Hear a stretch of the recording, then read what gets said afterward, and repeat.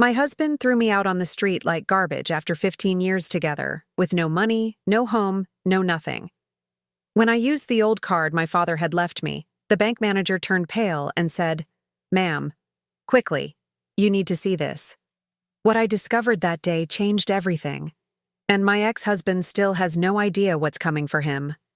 But before we continue, check if you're already subscribed to the channel and write in the comments where you're watching this video from. We love knowing how far our stories travel. The rain was coming down hard when I walked out of the building for the last time. I didn't bring an umbrella because I never imagined he would do something like this. 15 years of marriage, 15 years building a life alongside Richard, and it all ended with him pointing to the door and telling me I had half an hour to leave. Half an hour. I couldn't even process it properly. I had just gotten back from Austin, where I'd spent 3 weeks caring for my mother who had suffered a stroke. I was exhausted, eager to be home, dreaming of sleeping in my own bed. When I put the key in the lock and it didn't work, I thought it had just been demagnetized. I rang the bell. Richard opened the door with a cold expression I had never seen before. He was wearing that designer shirt I had given him for his birthday, but there was a lipstick stain on the collar. Burgundy lipstick, not my shade. "You're back." That was all he said. I felt my stomach clench.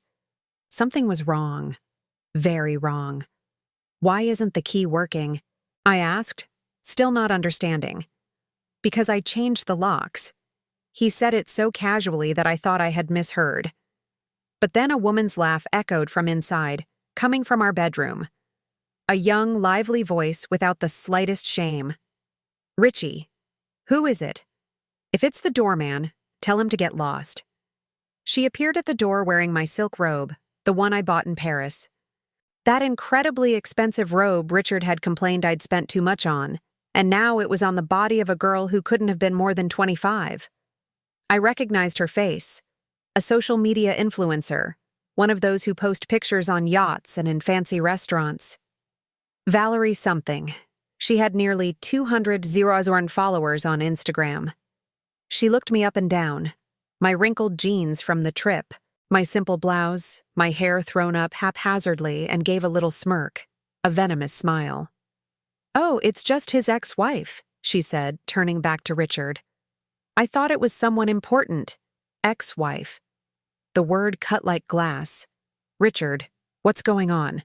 My voice came out trembling. "Who is this girl? Why is she in our house wearing my things?" He sighed as if I were being an inconvenience. As if I were a problem he needed to solve quickly to get back to something more interesting. "It's over, Sarah. There's no us anymore." Just like that. 15 years summarized in 6 words. "What do you mean it's over?" "I was taking care of my mom. You said everything was fine, that I could stay as long as I needed. And I was being polite." He replied with that tone of superiority I had grown to hate in recent years. "But the truth is, this hasn't been working for a long time. You got stuck, Sarah. You became a boring housewife. I need someone who can keep up with me, who understands my lifestyle."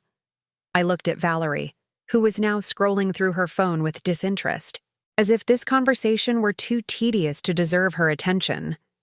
"Since when?" I managed to ask. 8 months, he answered without hesitation. "Valerie gets me in a way you never did." 8 months, while I was getting up early to make his coffee just the way he liked it, while I was organizing his company parties, while I was pretending not to notice he was growing more distant, he had already replaced our entire life with another woman. "Come downstairs with me," Richard ordered. "Let's handle this civilly, without a scene." He led me to the elevator. We went down in silence. In the lobby of the building where we'd lived for 10 years in the exclusive Beverly Hills neighborhood, where I greeted the neighbors every morning, he took me to a discreet corner, away from prying eyes. "I already filed for divorce 3 weeks ago," he said, pulling an envelope from his pocket. "Everything is signed and registered here. The apartment is in my name.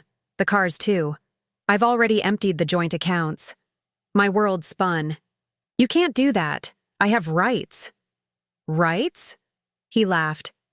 Sarah, you haven't worked in 10 years. You've lived off me this whole time. If you want to fight in court, go ahead. But you'll spend money you don't have on lawyers and lose anyway. Accept it and move on. The doorman approached, carrying my suitcase. That old suitcase I'd used for the trip to Austin. Richard took it and placed it at my feet indifferently. Your clothes are in there. I threw the rest out. It's all useless anyway. I looked at the suitcase. 15 years fit into one worn-out suitcase. You can't leave me with nothing, I whispered, feeling tears start to burn. Richard, please. If you don't make a problem out of this, maybe I'll give you some financial help. A few $100s so you can go see your mother and stay there until you get yourself together. A few $100s. As if that compensated for 15 years of my life. A few people in the lobby stopped to watch. Whispers, pitying glances. Richard noticed and got irritated. Stop making a scene, he said, raising his voice. Security. 2 security guards approached. I knew both of them, Mr. Henderson and Mr. Peterson, who always greeted me kindly. Now they were there to escort me out. I'm sorry, Mrs. Collins, Mr. Henderson said softly, taking my suitcase. We don't want to do this. I understand. I interrupted him, trying to maintain some dignity. I looked back one last time. Richard was already heading back to the elevator, phone to his ear, probably talking business with someone, as if I had never existed. The glass doors of the building closed behind me, sealing me off from 15 years of my life. I stood there on the sidewalk, under the rain that was now falling harder, with an old suitcase and an envelope full of papers that made my humiliation official. The world kept moving around me, cars, people running for cover from the rain, the city indifferent to my despair. I started walking aimlessly, dragging the suitcase through the wet streets. I couldn't go back to Austin in this state. My mother was still recovering. Too fragile to handle this news. I had no close friends. I lost touch with all of them when I got married, completely absorbed by Richard's world. Night fell quickly. The city lights came on, bright storefronts, full restaurants, laughing couples. I was invisible, a wet, lost shadow. I went into a cheap diner and ordered a coffee. I opened my wallet. I had $23. It was all I had left in the world. $23. Not even enough for one night in a decent hotel. My phone was at 5% battery. I opened the banking app, trembling. The joint account Richard and I had was at 0. He had taken every last cent, including the money I had before we got married, a small inheritance from my grandmother. He took it all. I felt like screaming, crying, breaking something, but I could only sit there, staring at that screen with a 0 balance as reality crashed down on me like an overwhelming weight. I was alone, penniless, homeless, with no one. That's when I saw the card. It was hidden in the deepest compartment of my wallet, behind an old photo of my father. The card was dark blue, a bit faded at the edges, with the logo of a bank I didn't even remember still existed. Keystone Trust Bank. I took the card with trembling fingers. The last time I had seen it was 15 years ago, when my father gave it to me before I got married. I remembered the conversation as if it were yesterday. We were in his small office in Austin, among stacks of papers and the smell of old coffee. My father owned a grocery store. Nothing huge, but it was enough to live well. Sarah, he had told me in that serious tone he used when he wanted to say something important. This is an account I opened for you a long time ago. Don't use it unless you really need to. It's not for normal expenses, understand? How much is in there, Dad? I asked curiously. He just smiled, that mysterious smile that meant he knew more than he was letting on. Enough. But keep it as a last resort. As long as you're swimming along just fine, you don't need this life raft. But if the ship starts to sink, he paused. Hold on to it with all your might. I had put the card away and completely forgotten about it. After all, Richard was successful. We had a comfortable life. I never imagined I would one day need a life raft. Now, sitting in that cheap diner with $23 in my pocket and a life in ruins, my father's card was my only hope. Maybe there were a few $1,000s in there, enough for a bus ticket to Austin and a few months' rent for a simple room. It wasn't much, but it was a start. I paid for the coffee and left. The rain had stopped, but the air was cold and damp. I needed to find a Keystone Trust Bank branch. I took out my phone, 3% battery now, and searched. There was a branch 20 minutes from there.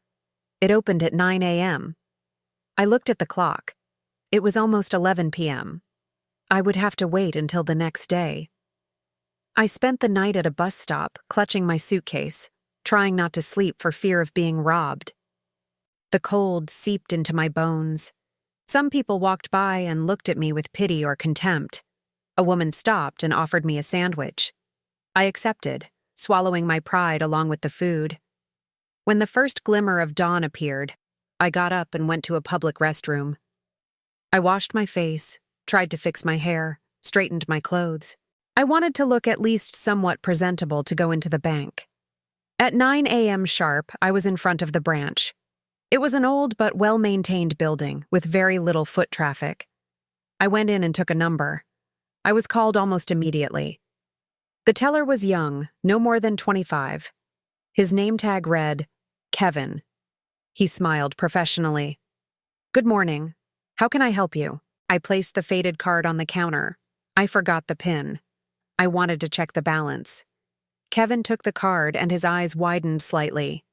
"Wow, this card is very old, a model from about 20 years ago."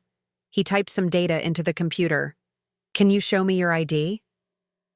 I handed over my state ID with trembling hands. He typed a few more things. The screen took a long time to process. Kevin frowned. "That's strange," he muttered. My heart pounded. "What is it? Is it blocked? Is there a debt?" "No, it's not that." He looked at me, then at the screen, then back at me. "It's just that this card is linked to a special account, a business account, and it has a security code I've never seen before." Business? I didn't understand. My father had a small grocery store, not a big company. "Just a moment." Kevin stood up abruptly. "I need to call the manager. This is above my access level." He disappeared through a side door. I sat there, feeling a mix of fear and hope. Was there a problem? Had my father left debts? A few minutes later, a man in his 50s appeared, graying hair, reading glasses hanging around his neck, a serious expression. His name tag read Gerald Towers, manager. He looked at me differently. With respect. "Mrs. Sarah Collins?" he asked, verifying my ID. "Yes. Please, follow me to my office. We need to talk in private." My heart was beating so hard it felt like it would burst out of my chest. I took my suitcase and followed him to a small office with frosted glass walls. He closed the door and offered me water. "Mrs. Collins," he began, sitting behind his desk, "the account linked to this card is a very special one." "Special? How?" He took a deep breath as if trying to find the right words. "Your father, Charles Andrews, established a corporate structure 23 years ago, a family holding company called CA Investments. He deposited and invested money religiously for years with a very specific clause. I was completely lost. What kind of clause? Gerald turned the monitor towards me. The screen showed an account with numbers that made no sense to me. Too many zeros. The clause stated that you would only gain full access to this account upon one of two conditions. Either upon your father's death, or when you found yourself in a situation of extreme financial need. My throat went dry. Extreme need. Your father was very specific. He programmed the system so that if you used this card after years of inactivity, and if your personal accounts were at zero, it would automatically trigger the transfer of control to you. I stared at the screen. Those numbers couldn't be real. How much? How much is in there? My voice was barely a whisper. Gerald adjusted his glasses. In total, considering investments, stocks, funds, and the cash in the current account. We're talking about approximately $4 million. The world stood still. $4 million. This can't be true, I managed to say. My father had a small grocery store. He sold rice, beans, basic goods. Apparently, he also invested very well, Gerald said with a half smile. And over a long time. Compound interest works miracles when you have patience and discipline. He opened a drawer and took out a large envelope, yellowed with age. Your father left this for you with instructions that it only be delivered when the account was activated. I took the envelope with trembling hands. My name was written on the front in my father's firm handwriting. You can open it, Gerald said kindly. I'll give you some privacy. He left the office. I was left there alone, holding that envelope as if it might explode. I carefully tore the edge and pulled out several sheets of paper. The first was a handwritten letter. My dearest Sarah, if you're reading this, it means something went very wrong, or I'm no longer here. Either way, I want you to know that everything I did was with your future in mind. I grew up poor, sweetheart, very poor. I saw my mother suffer because there was no money for food. I saw good women destroyed by bad men because they had no choice, because they depended on them for everything. When you were born, I swore you would never go through that you would always have a choice. I worked hard my whole life. The grocery store made a profit, but it wasn't just that. I invested every spare cent I had. I learned on my own, reading books, studying the market. I made mistakes, but I learned from them. I created this holding company in secret because I didn't want any man to get close to you for your money. I wanted you to choose for love, not for need, but I also wanted you to have something to fall back on if you ever needed it. The extreme need clause was intentional. If you're reading this now, it's because you're going through something difficult, and I want you to know you are not alone. I've been taking care of you even after I'm gone. Use this money wisely, not for revenge, but to build your own life, a free life where you depend only on yourself. Be strong, my daughter. You were always stronger than you imagined. With all my love, your dad. Tears fell onto the paper, smudging some of the words, but they weren't tears of sadness. They were tears of gratitude, of love, of understanding. My father had protected me even after death. I dried my eyes and took a deep breath. Gerald returned to the office, carrying more papers. There are some decisions that need to be made, he said. The holding company has shares in several companies, investment funds, and a small rural property in Pennsylvania. Everything needs your signature now that you are the legal owner. I looked at those papers. Each one represented years of my father's quiet work, years of planning for my future while I lived carefree. I need 3 things right now, I said, surprised by the firmness in my own voice. Gerald picked up a pen. Tell me. First, I need cash. I literally have nothing. We can make an immediate withdrawal of up to $5,000. Anything more requires prior notice. $2,000 is fine. Second, I need a safe place to stay. A discreet hotel where my ex-husband can't find me if he looks. Gerald nodded. I know a hotel that accepts corporate bookings. Discreet, safe, no questions asked. And third, I paused. I need a lawyer.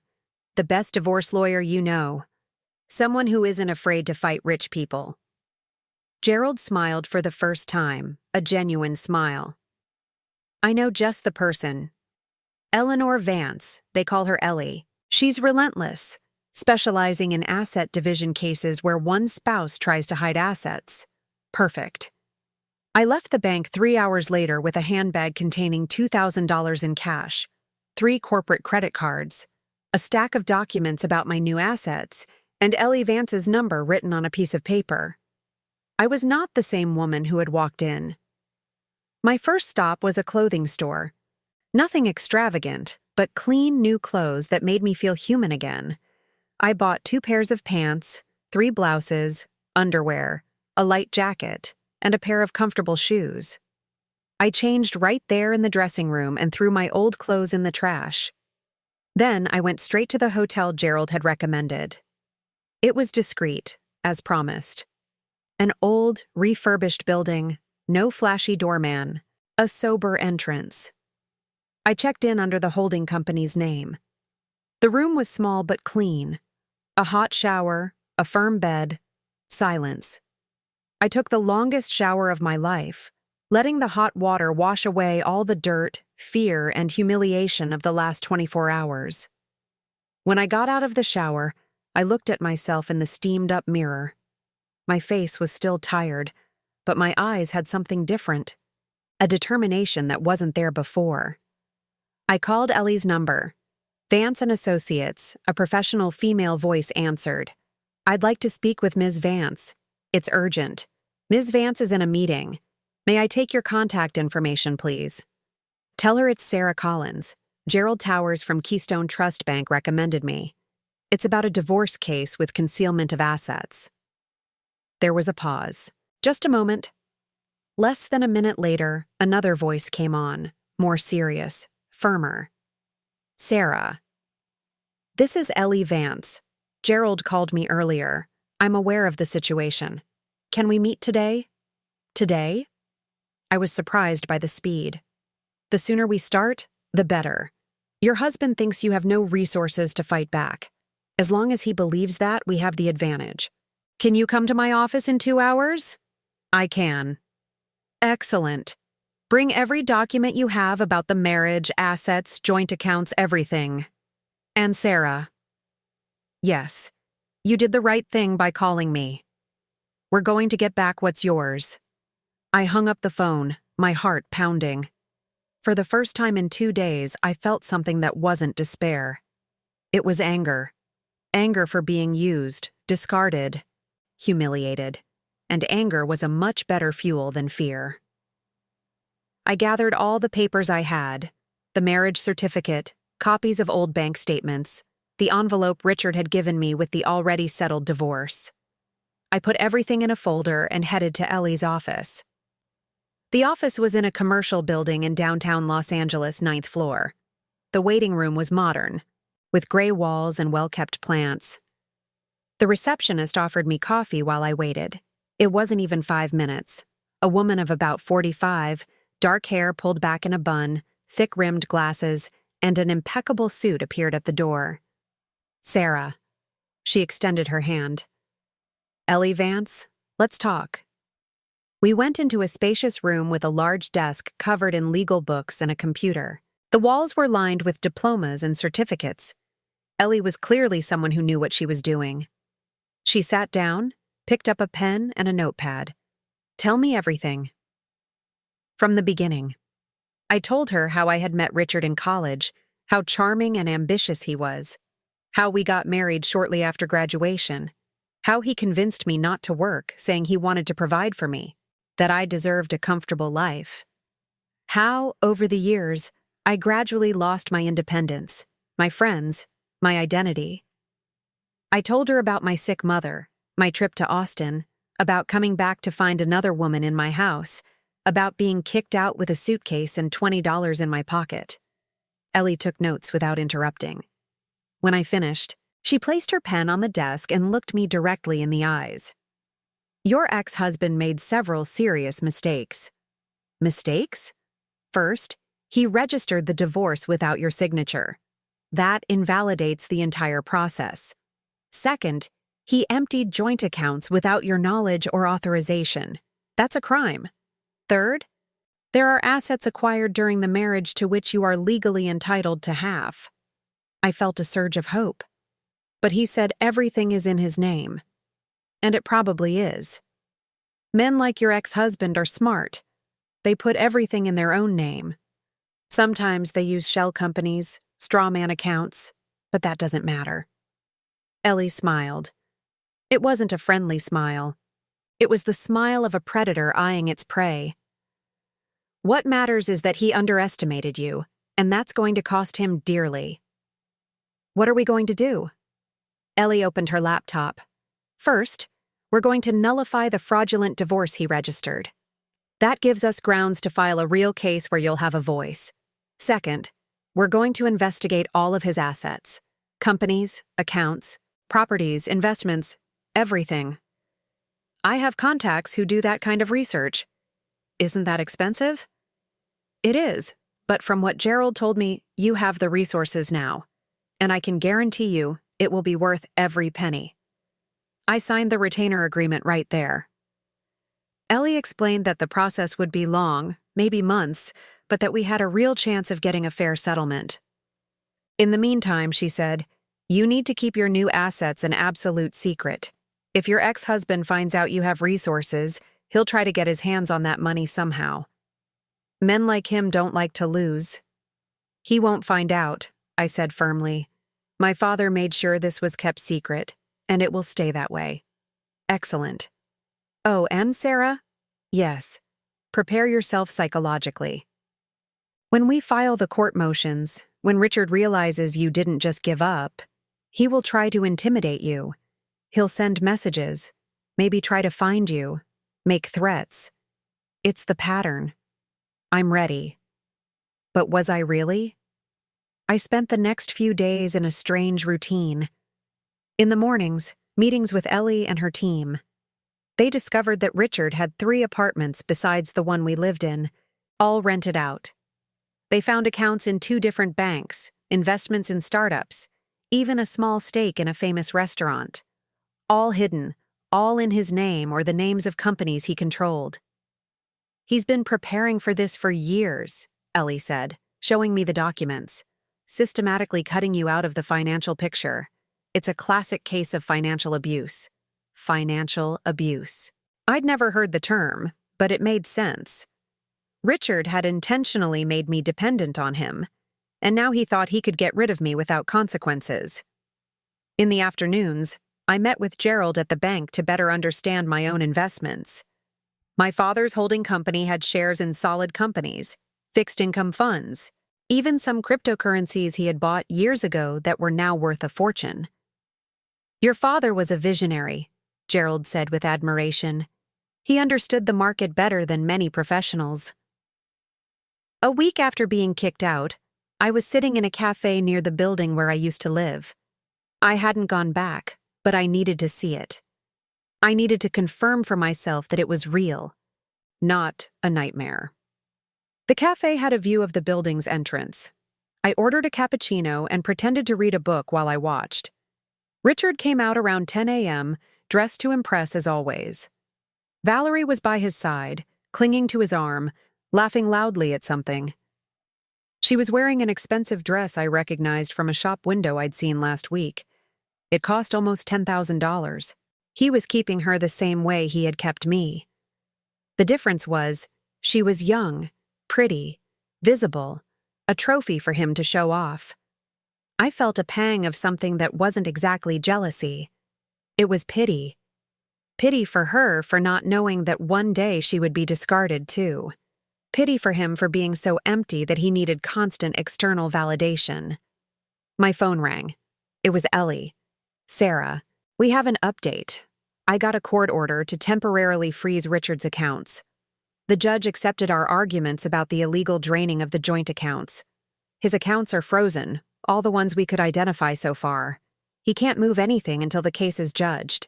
And there's more. We filed the motion to annul the fraudulent divorce. He'll be served today. I looked out the cafe window. Richard and Valerie were getting into an imported car, laughing, with no idea what was about to happen. Perfect, I said. Thank you, Ellie. It's just the beginning. Now comes the interesting part. I hung up and watched his car disappear around the corner. The game had begun, and this time, I had aces up my sleeve he never dreamed existed. The legal notice was served to Richard on a Tuesday morning. I know because Ellie called me as soon as the process server confirmed delivery. He received it personally, she said with satisfaction in her voice. And according to the report, he didn't take it well. What do you mean? Let's just say he got agitated. He tried to convince the server that everything was settled, that the divorce was already finalized. When he realized it wouldn't work, He started yelling. I imagined the scene. Richard losing control, that mask of superiority cracking. I felt a small but real satisfaction. And now he has 20 days to respond. He'll probably hire an expensive lawyer and try to negotiate. But Sarah, be prepared. He will try to contact you. She was right. 3 hours later, my phone started ringing. Richard. I declined. It rang again. Declined. Messages started popping up on WhatsApp. Sarah, we need to talk. This is a misunderstanding. Call me. You're being manipulated by those lawyers. They just want your money. How funny. He thought I had hired lawyers. With what money, exactly?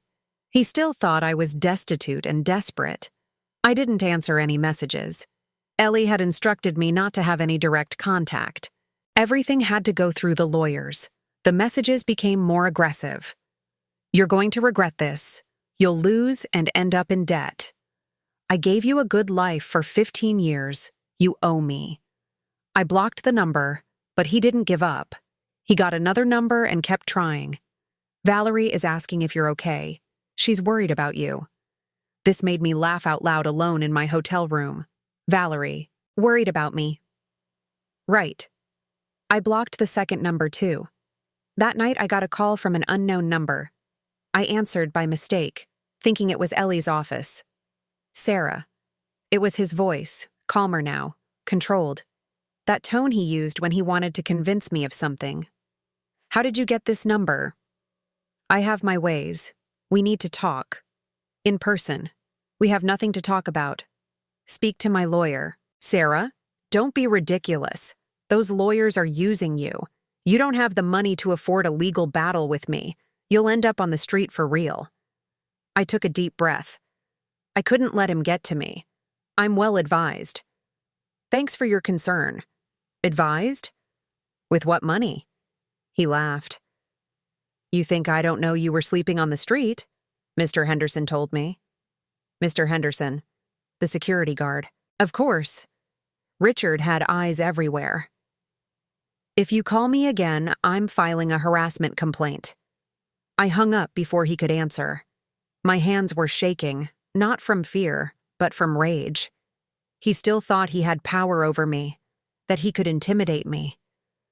I called Ellie and told her about the calls. Perfect, she said. Save all those messages. Screenshot everything. This proves harassment and attempted coercion. It helps our case. Can he find out about my money? Not through legal channels. Your holding company is protected by banking secrecy, registered only in your name. Unless you tell someone, there's no way for him to know. But the paranoia started to creep in. What if he hired a private investigator? What if he somehow found out? Gerald reassured me when I called the next day. Your asset structure is protected. Your father made sure of it. The holding company doesn't appear in public records. The investments are in separate corporate accounts. Even an investigator would have a hard time tracing it. Still, I decided to be more careful. I changed hotels to an even more discreet one. I started varying my schedules and routes. Maybe it was overkill, but I didn't want to take any chances. 2 weeks after the notice was served, Ellie called me in for an urgent meeting. Richard hired a big firm, Sterling and Croft. They're expensive and aggressive. Is that bad? Not necessarily. Big firms are sometimes more concerned with their reputation and prefer to settle. But it also means he's taking this seriously. She placed some papers on the desk. They sent a settlement offer. I took the documents. Richard was offering $50,000 as a final settlement. No division of assets, no rights to the properties or companies, just $50,000 in cash, paid over 24 months. It's an insult, Ellie said. You are legally entitled to much, much more than that. The assets acquired during the marriage are worth at least $8 million. Half of that is yours. So, we reject it. Exactly. And we're going to counter. We've finished the complete assessment of his assets. We found more interesting things. She opened her laptop and showed me a detailed spreadsheet. In addition to the properties and accounts we already knew about, They had discovered that Richard had stakes in a construction company, shares in 2 real estate developments, and even a ranch in Pennsylvania that was in the company's name. Was all of this acquired during the marriage? I asked. No, some of it was before, but it grew significantly during the marriage, and by law, the growth of assets during a marriage is divided. She showed me complex calculations, projections, comparisons. My head was spinning with all the numbers. How much do you think we can get? Ellie smiled. If we win everything we're asking for, between 3 and 5 million, plus compensatory alimony for the years you dedicated to the marriage and gave up your career. 3 to 5 million. Added to what I already had from my father, that would be over 10 million. It's not about the money, I kept telling myself. It was about justice. It was about not letting him get away with treating me like trash. Let's move forward, I said. That night, alone in the hotel, I thought about calling my mother. She deserved to know what was happening, but her health was still fragile, and I didn't want to worry her. Instead, I wrote a letter I would never send, telling her everything about Richard, the divorce, my dad's money, the legal battle. Writing helped organize my thoughts, to process everything that was happening. When I finished, it was 3 a.m. I folded the letter and put it in my suitcase. The process dragged on. Hearings, filing documents, expert evaluations. Richard tried to argue that the assets were protected by holding companies and businesses that were not part of the marital estate, but Ellie was relentless, proving that the companies were just fronts, that the money came from his work during the marriage. At one of the hearings, I saw Richard in person for the first time since I left. He was impeccable as always, expensive suit and confident posture. But when our eyes met, I saw something different. Uncertainty, anger, fear. Valerie was with him but stayed outside the courtroom. Through the window, I saw her on her phone, bored, probably posting a picture on Instagram. During a recess, Richard's lawyer approached Ellie. My client is willing to increase the offer. $100,000, cash. Ellie didn't even consult me. My client is not interested in settling. We'll see you at the next hearing. The lawyer's face tightened. He went back and whispered something to Richard, who looked at me with pure hatred. I left the courthouse with Ellie. Why didn't you even consider negotiating? I asked. Because they're scared. When they're scared, it's because we know more than they think. The more we press, the better the final outcome will be. And she was right. A week later, new offer, $200,000. We rejected it. $300,000. We rejected it. With each rejection, I saw Richard getting more desperate through the messages he insisted on sending from different numbers. You're being greedy. Those lawyers are manipulating you. You're going to destroy me out of pure revenge. Revenge. Maybe it was that. But it was also justice. And most importantly, it was taking back what was rightfully mine. The twist came from where I least expected it. It was Valerie who started to crack. Ellie called me one afternoon with unexpected news. You're not going to believe this. Richard's girlfriend contacted my office. Valerie. Why does she want to talk? She says she has relevant information for the case, information about Richard that could help us. I didn't understand why she would do that. She's with him. Was with him. Apparently things got ugly. Do you want to meet with her? She specifically asked to speak with you, not just me. I was silent, processing. Sarah, what do you think? Could it be a trap? It could be, but it could also be useful. The decision is yours. I thought for a moment. I'll meet with her, but in a public place, with you present. We arranged a discreet cafe, far from Richard's usual circuit. I arrived 10 minutes early, nervous. Ellie was already there at a table in the back. Valerie appeared right on time. She looked different. No heavy makeup, no flashy designer clothes, simple jeans, a basic blouse, hair in a ponytail. She seemed smaller, younger, more fragile. She sat down and was quiet for a moment. "Thank you for agreeing to see me," she finally said. I didn't answer, just waited. "I know you hate me. You have every right. I was awful to you. You were." She sighed. "I didn't know. I swear I didn't know the truth about you two." "The truth?" I couldn't help the sarcastic tone. "The truth is, you were sleeping with a married man." I know, but he told me. He told me you had been separated for months, that you knew about us and were fine with it, that it was just a matter of time before the divorce went through." "And you believed him?" She blushed. I wanted to believe him. He was so convincing, so charming.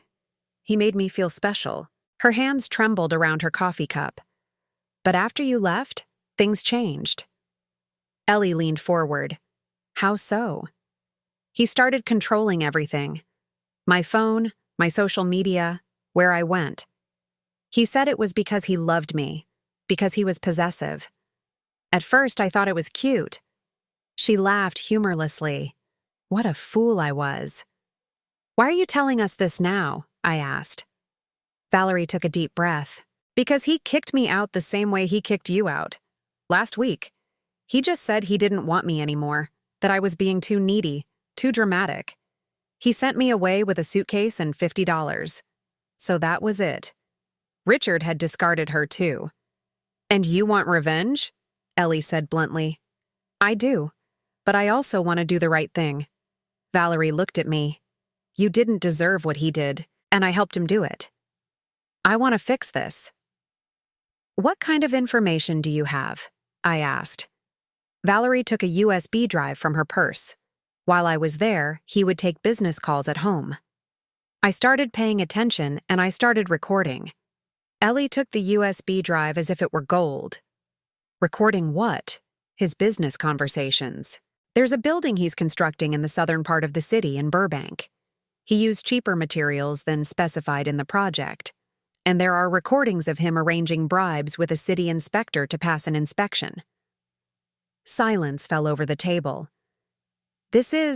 Ellie paused. "This is very serious." "I know. When he kicked me out, I was angry, but I was also scared. If he did this to you, to me, how many other people has he done this to? And his buildings. People live in those buildings. If he used bad materials."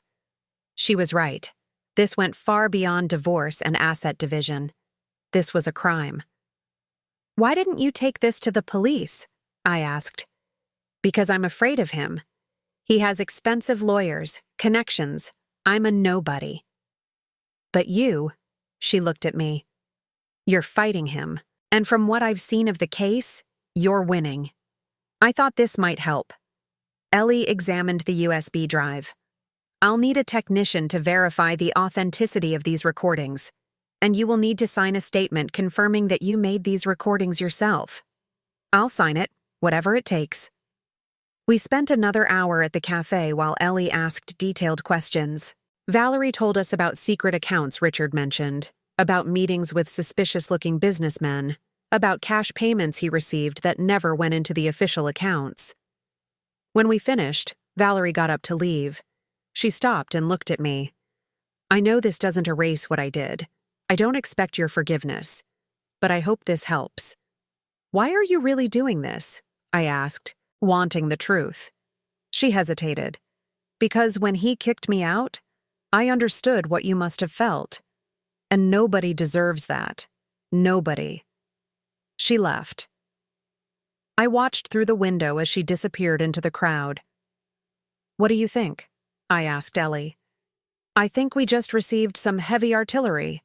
If these recordings are authentic, Richard has much bigger problems than a divorce." She was right. 2 days later, the technician confirmed the recordings were genuine, with no edits or tampering. The conversations were clear. Richard agreeing to use cheaper materials and pocketing the difference. Richard offering money to an inspector to approve a building that wasn't up to code. "What do we do with this?" I asked. Ellie was quiet for a moment. "We have 2 options. We use it as leverage in the divorce to force a better settlement. or we turn it over to the authorities and let justice take its course. What do you personally recommend? Both. First, we use it as leverage. Once we get our settlement, then we hand it over to the police. That way, you're financially protected, and he still answers for his crimes. It seemed calculated, cold, but it also seemed right. Let's do it. Ellie scheduled a meeting with Richard's lawyers, in person, without revealing the reason. On the day of the meeting, we walked into a conference room at a neutral hotel. Richard was there with his 2 lawyers. When he saw me, his face twisted into a mask of rage and contempt. "Still haven't given up on this charade?" he said. "Sit down, Mr. Collins," Ellie said calmly. "We have a proposal." She placed a tablet on the table and pressed play. Richard's voice filled the room. "Use the cheaper cement. No one will know the difference. The profit margin doubles." His face went white. Ellie paused and looked at his lawyers.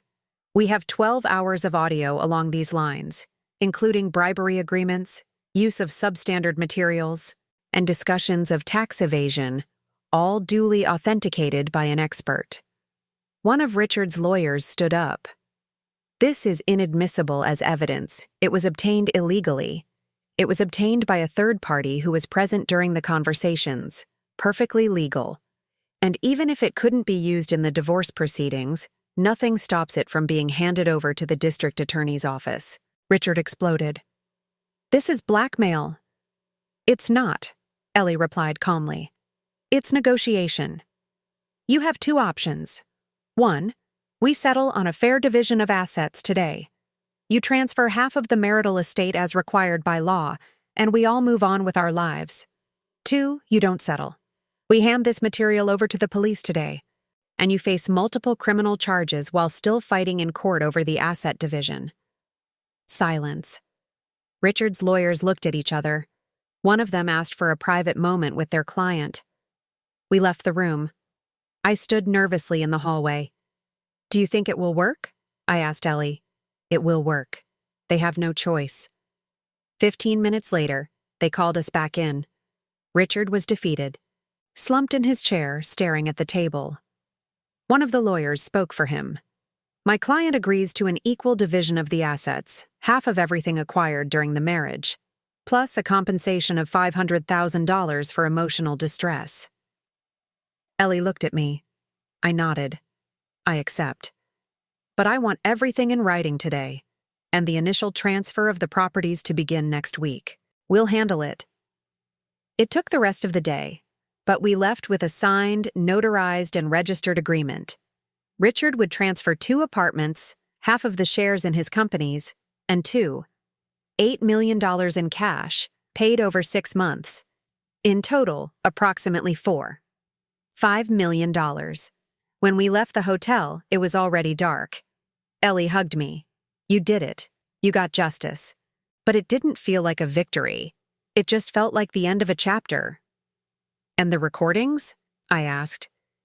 "Tomorrow morning, I'm going to the DA's office personally. Richard will have to deal with that, too." I went back to the hotel, exhausted.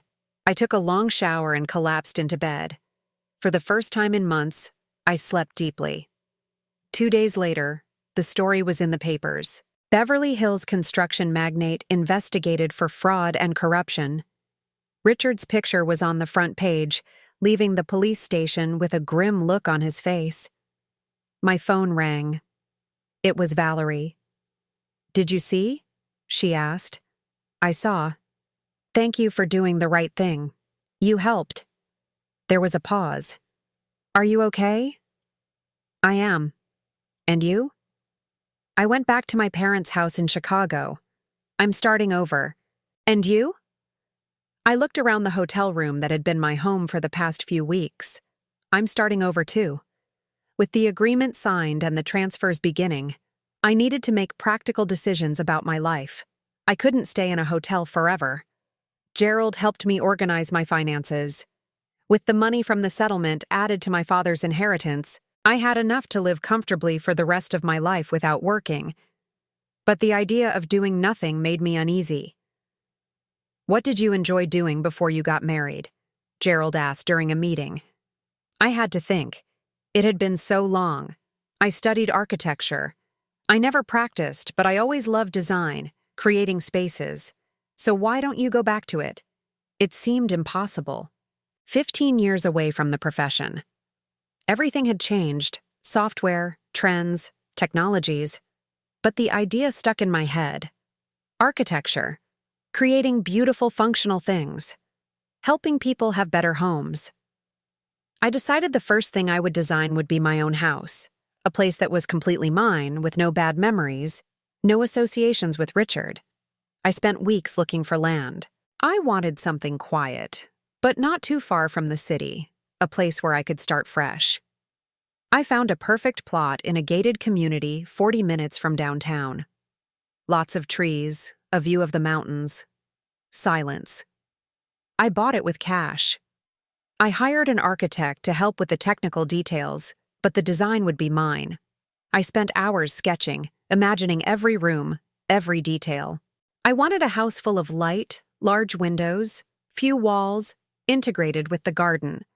An open, airy space where I could breathe. A large office because I was determined to go back to school, to get updated. A library because I always loved books, but Richard thought they took up too much space. A spacious kitchen because I discovered I enjoyed cooking as a form of therapy in the hotel. And a comfortable guest room for my mother when she could come to visit. The construction would take 8 months. In the meantime, I rented a small but cozy apartment in Pasadena. I bought new furniture, nothing too expensive, just enough to feel at home. It was strange at first, the solitude. There was no one asking where I was, what I was doing, when I was coming back. I was free, and freedom, I discovered, can be terrifying. I started therapy with a psychologist named Dr. Evans, who specialized in women leaving abusive relationships. Yes, abusive. It took me a while to accept that term, but it was the truth. Richard had subtly controlled me for years, financially, emotionally, and socially. You're going to have to relearn who you are, Dr. Evans said in our first session, because you probably spent so much time being who he wanted you to be that you forgot who Sarah really is. And she was right. Simple things confused me. What kind of music did I like? What food did I prefer? How did I like to spend my free time? I started experimenting. I went to art exhibits alone. I watched movies Richard hated. I ate at restaurants he found too simple. I bought clothes he would have said didn't suit me. And slowly, I began to rediscover myself. I discovered I liked getting up early and walking in the park, that I loved jazz but had never listened to it because Richard only listened to electronic music, that I felt good in jeans and sneakers without needing to be dressed up all the time. I also decided to tell my mother everything. I flew to Austin and spent a weekend with her. She was already better from the stroke, stronger. When I told her about the divorce, about Richard kicking me out, about my dad's money, she cried. I knew something was wrong, she said. Your father never trusted Richard. He said he had cold eyes. But you seemed happy. So we didn't want to interfere. I thought I was happy, or I had convinced myself I was. She held my hand. Your father was a very wise man. He knew you might need that security one day.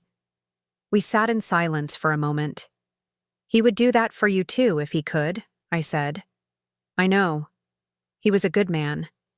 Before I left, I visited my father's grave. I brought flowers and stayed there for a while. Thank you, Dad, I whispered. You saved me even after you were gone, and I promise to use this the right way, the way you would have wanted. The months passed. The house started to take shape. I visited the construction site every week, following every stage. It was exciting to see something that had been born in my head become real. I started an online refresher course in architecture. It was challenging, but good. My brain was rusty, but slowly I got back into the rhythm. During that time, Richard completely disappeared from my life.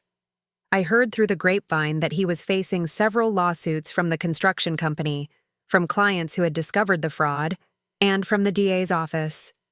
Valerie also vanished from social media. I hoped she was okay, rebuilding her life away from all of it. One afternoon, I got a call from Ellie. Sarah, we've finalized all the transfers. The 2 apartments are in your name. The shares have been transferred, and the final payment has cleared. Officially, your divorce is complete. Complete. 15 years of marriage summed up in bank transfers and paperwork. But I didn't feel sadness. I felt relief. That night, I made a list of everything that had happened in the last year, from the broken woman on the sidewalk to where I was now. A property owner, money in the bank, building my own home, going back to school. It wasn't the life I had planned. It was much better. 6 months after the settlement, I got the call I had been waiting for. Sarah, the house is ready, the architect said. You can move in whenever you want. I went there the same day. I walked through the front door and stood in the foyer, just feeling. It was perfect, exactly as I had imagined. Light pouring in from every direction, spacious yet cozy rooms, every detail thoughtfully designed. My house, my space, my new beginning. I moved in slowly, without rushing. Every piece of furniture chosen with care, every object with meaning. No ostentation, nothing to impress anyone. Just what made me happy. The day I hung the last painting on the living room wall, I sat on the sofa and looked around. I was finally home. A year after being kicked out, my life was unrecognizable. The house was beautiful. With a garden I tended myself. I discovered I liked gardening. There was something therapeutic about caring for plants, watching them grow. I finished the architecture refresher course and started taking on small freelance jobs. Nothing big, just renovation projects for acquaintances. But it was fulfilling to use my creativity again, to create spaces that made people happy. Gerald suggested I do something more with my financial situation. You have resources. Why not invest in something that makes a difference? The idea stayed with me. A difference. How? It was during a therapy session that the idea came to me. How many women are in the situation you are in? Dr. Evans asked. Trapped in bad relationships because they have no financial independence? No professional skills because they gave everything up for the marriage? No support network because they isolated themselves? Many. The answer was many. What if I could help? I thought out loud. What if I created something for women in that situation? The idea grew. I talked to Gerald, to Ellie, to other professionals, and slowly, the project took shape. I created a nonprofit organization called New Dawn. The goal was to help women leaving abusive or difficult relationships rebuild their lives. We offered free legal support through a partnership with Ellie's firm, professional training courses, financial literacy workshops so they could learn to manage money, and psychological support, because I knew firsthand how important that was. I rented a small space downtown, nothing fancy, but functional. I hired a small team, a social worker, a psychologist, and an administrative coordinator. The project started small. In the first few weeks, we only helped 3 women, but word of mouth worked. In 2 months, we had a waiting list. The stories were similar to mine. Women who had been convinced to give up careers, to depend completely on their husbands, to erase themselves. Women who were now trying to rebuild from scratch. One of them was particularly impactful. Karen, 38, 2 kids. Her husband had controlled every cent that came into the house for 15 years. When she tried to leave, he threatened to leave her with nothing. Ellie took the case. In 4 months, we got not only a fair settlement, but also child support and a restraining order against the ex-husband, who had become violent. Karen took an administration course we offered. She got a job at a small company and was rebuilding her life. You saved me, she told me one day with tears in her eyes. No, I replied. You saved yourself. I just gave you the tools. The work at the nonprofit fulfilled me in a way I never imagined. Every woman we helped was a victory. Every story of overcoming reminded me why it was worth it. I also started having a social life again. I made friends with other women from the nonprofit's volunteer group. We went out to dinner, we laughed, we talked about everything and nothing. One of them, Julie, became especially close. She had been through a difficult divorce years ago and was now a lawyer specializing in family law. "You know you're an inspiration to a lot of women, right?" she said one night as we drank wine on my patio. "Me?" I was surprised. I didn't do anything extraordinary. "Sarah, you pulled yourself up from rock bottom and created something beautiful. You not only rebuilt your own life, but you're helping others rebuild theirs. That's incredible. I hadn't thought of it that way. To me, it was just doing what felt right.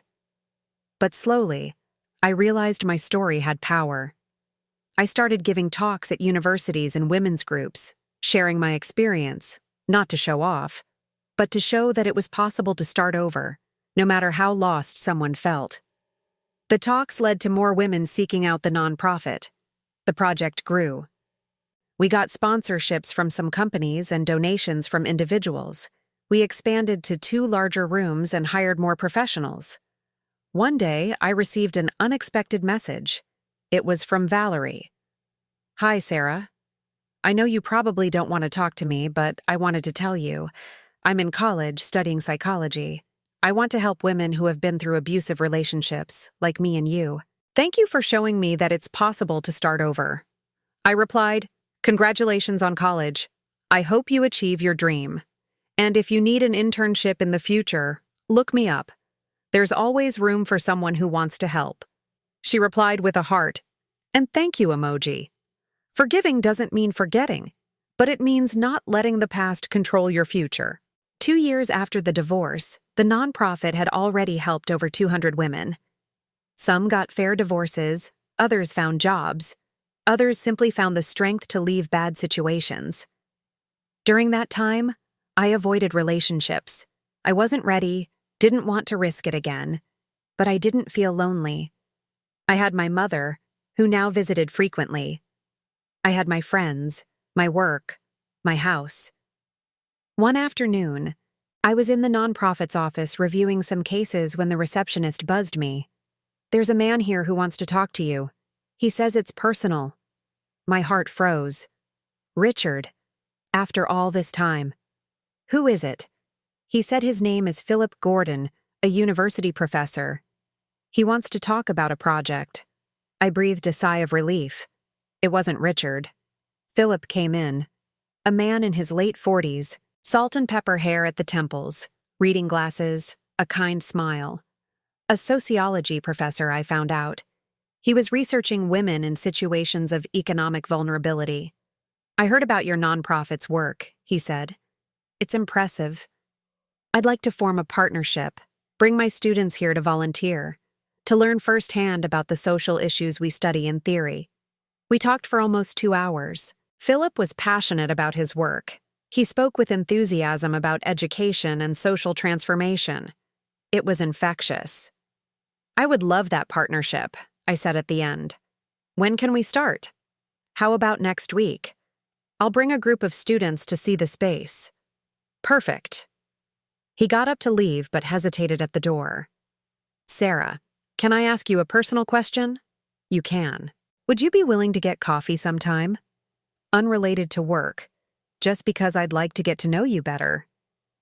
I was surprised. I didn't expect that. "I don't know if I'm ready for that," I said honestly. He smiled. "No pressure. No problem. The offer stands. If you change your mind, let me know." After he left, I kept thinking. It had been 2 years. Was I ready? I called Dr. Evans. "What do you think? Am I ready to try again?" She laughed softly. "Sarah, only you can answer that. But I'll ask you a question. Are you happy now?" "I am." "And would going out with someone change that?" "Would you be less happy?" I thought. "Not necessarily." "Then maybe the question isn't whether you're ready, but whether you want to. Do you want to get to know this person better?" I did. I thought about Philip's kind smile, the way he spoke with passion about his work, the respect with which he had extended the invitation. I think so. Then accept the coffee. It doesn't have to be anything more than coffee. See how you feel. The following week, when Philip returned with the students, I told him yes, I would have coffee with him. We made plans for the following Saturday. Coffee with Philip was surprisingly normal. No pressure, no grand expectations. We talked about books, work, life.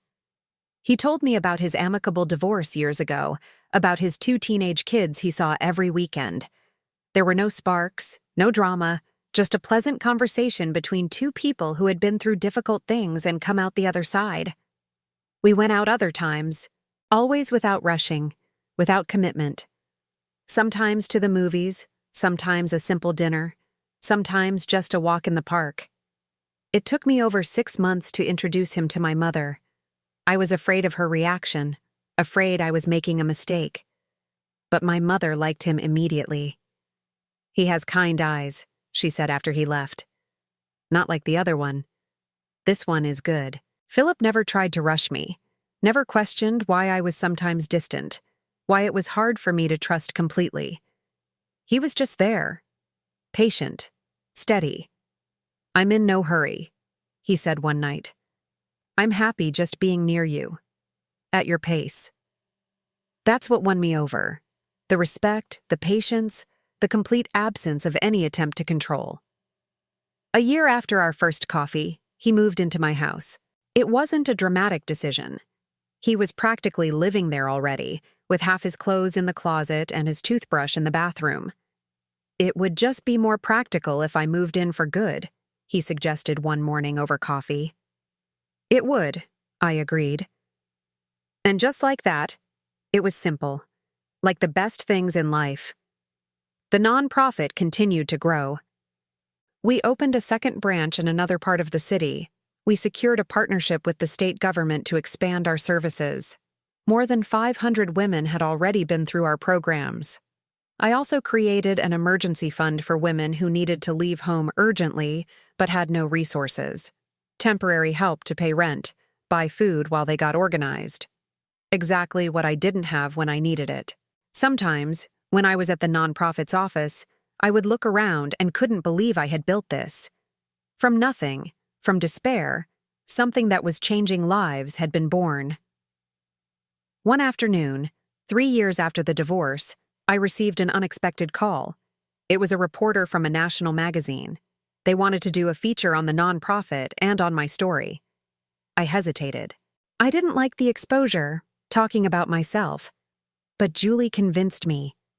Think of how many women will read it and realize they're not alone, that they can leave, that there's help out there. I agreed to the interview. The feature came out 2 months later. Magazine cover. From the Ashes to a New Dawn. How Sarah Collins Turned Pain into Purpose. I found the title a bit dramatic, but the article was good. It told my story without sensationalism, talked about the nonprofit, included testimonials from women we had helped. What I didn't expect was the response. My phone wouldn't stop ringing. Calls from TV shows wanting interviews, from other cities wanting to open branches of the nonprofit, from women asking for help. And there was one specific call that surprised me. "Sarah, it's me, Valerie. We hadn't spoken in over a year. Hi, is everything okay?" I read the article. It's beautiful. And I wanted to tell you, I graduated with a degree in psychology, and I was wondering if that internship offer still stands. I smiled. It does. When can you start? Next week. Perfect. Welcome to the team. Valerie became one of the best professionals at the nonprofit. She understood from her own experience what these women were going through. She was able to connect with them in a unique way. One day, having coffee in the office kitchen, she told me, "You know, sometimes I think about the past and I'm so ashamed of what I did, of who I was. You were young. You were manipulated too. I know. But still, I helped hurt you. And you not only forgave me, you gave me a chance. People make mistakes, Valerie. What matters is what we do afterwards." She wiped away a tear. "Thank you for everything." That night at home, Philip was cooking while I reviewed some renovation projects I had taken on. Freelance work was still something I did for pleasure, not out of necessity. "Are you happy?" he asked suddenly. I looked up. "What? Are you happy with your life?" I thought about the question. I looked around my house, thought about the nonprofit, about the women we were helping, about my friends, about my mother who was healthy and visited regularly. I looked at Philip, who was looking at me with such affection.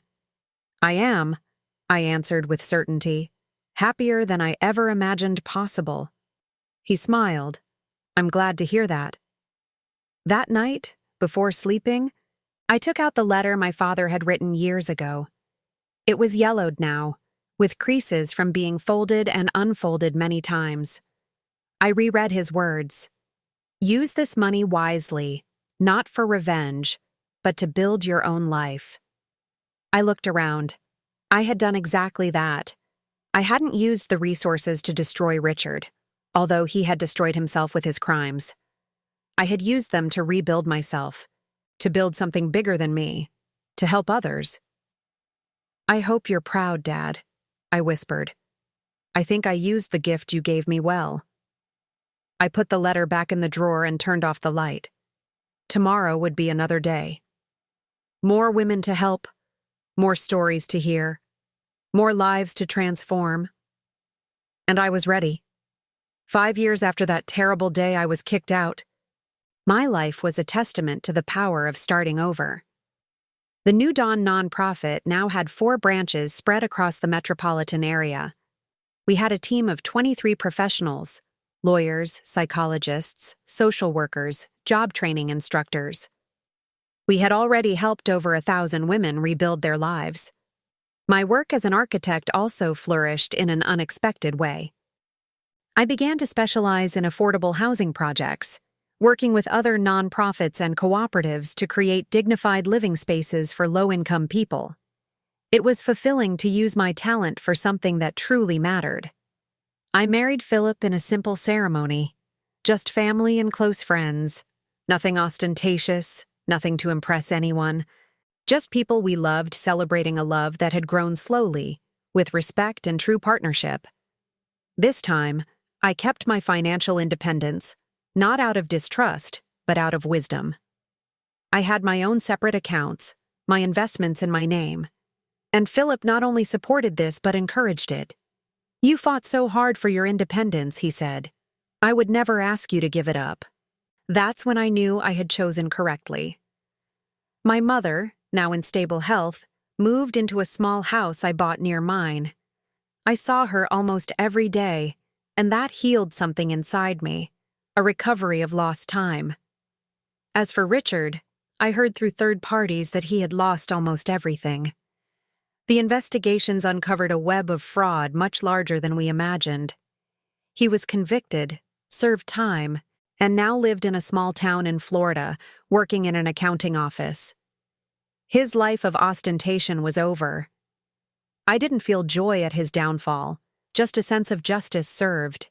He had hurt many people. I was just one of them. Now, he was paying the price.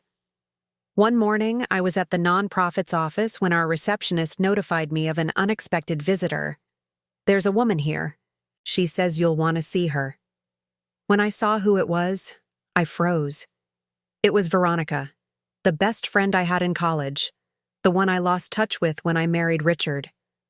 "Sarah," she said with tears in her eyes, "I saw the feature about you, about everything that happened. I am so sorry. I should have stayed in touch. I should have realized." I hugged her. "It wasn't your fault. I was the one who isolated myself. I'm the one who should apologize." We talked for hours. She told me about her life, her happy marriage, her 2 kids. I told her about my journey, about falling and getting back up, about finding purpose in the pain. "You were always strong," Veronica said, "even when you didn't realize it." We picked up our friendship as if 15 years hadn't passed. Some true connections withstand time and distance. On the 5th anniversary of the nonprofit, we held a big event. We invited all the women we had helped over the years. Over 300 attended.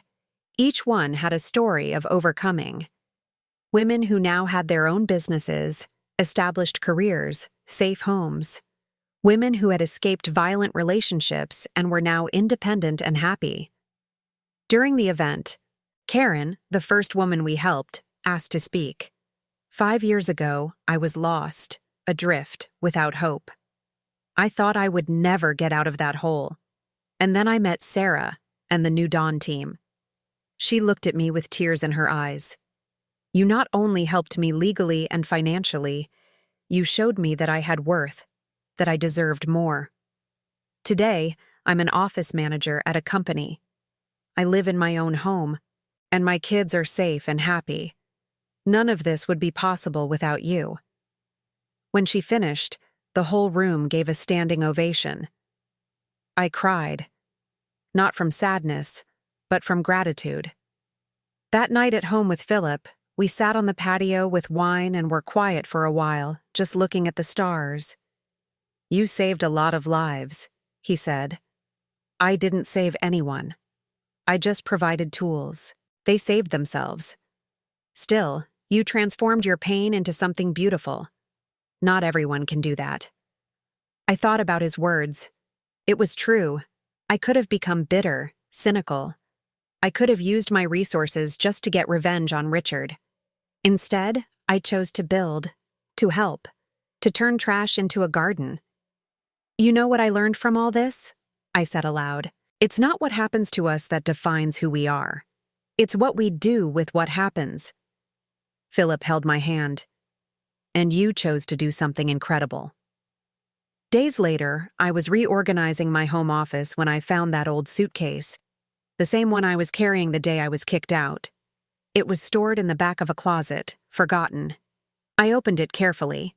Inside were the old clothes I wore that day, the envelope with the fraudulent divorce papers, and the faded blue card from my father. I picked up the card and ran my finger over the worn surface. This little piece of plastic had changed everything. Not because of the money it represented, but because of the love it carried, the care of a father who wanted to protect his daughter even after death. I decided to keep the card somewhere special. I framed it along with my father's letter and hung it on my office wall. A daily reminder of where I came from, what I overcame, and the love that brought me here. Looking at the frame, I thought of all the Sarahs I had been. The naive girl who married for love, the wife who slowly erased herself, the broken woman on the sidewalk, the survivor who got up, the social entrepreneur, the happy and fulfilled woman I was today. All of those Sarahs were a part of me, and all of them in some way were necessary for me to get here. My phone rang. It was Valerie from the office. Sarah, a woman just arrived, a story very similar to yours. Her husband kicked her out yesterday. She's desperate. Can you come talk to her? I'm on my way. I grabbed my keys and left. One more woman needing help. One more story of pain that could be transformed into a new dawn. And I would be there to help. Because I knew better than anyone that sometimes all a person needs is an outstretched hand in their darkest moment. And sometimes that hand comes from someone who has also been in the darkness and found the light. I drove to the office with a full heart. My life wasn't perfect, but it was mine. Built by me, with my choices, my values, my purpose. When Richard threw me onto the street, thinking he was destroying me, he was actually setting me free. He forced me to discover my own strength. He gave me the opportunity to become who I really was, not who he wanted me to be. And for that, in a strange way, I was even grateful to him. Because from rock bottom, I didn't just climb, I flew. Now, if you liked this story, click subscribe and tell me in the comments which part left you speechless. Oh, and don't forget to become a member for access to exclusive videos I don't post here. I'll be waiting.